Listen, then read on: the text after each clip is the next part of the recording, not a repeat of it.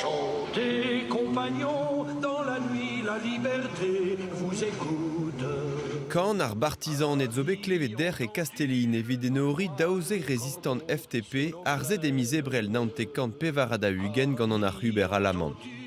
Ul lid euliet mad ar blamant, un nebeut dervechou a raok pevar hugen vet deiz abloaz ar zidigez Jean Moulin, a marteze ie a blamour d'ar pez ar c'hoarvez erbe dirio.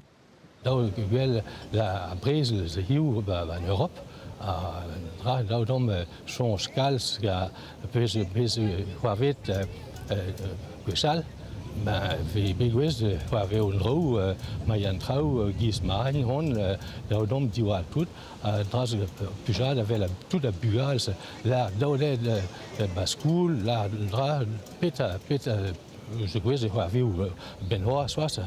Makadeni baskoul, zavar kewart, tout traouz. Ar zed e oa bet, izili mak ki pen ar pont, goude modefe greed meur a daoul résistance, la eran sioù armou da skouer. Pem den yaouank deus ar strolat franc-tireur partisan oa marvet goude beabed jainet gant ar Gestapo, a real a oa bet fuzuliet war an tevenman e foen d'ar bemzeg a viz me naontek kant pevar a da hugen. Un nebeut sizun vechou a raok diubidigez breiz gant ar meou ar gevredidi.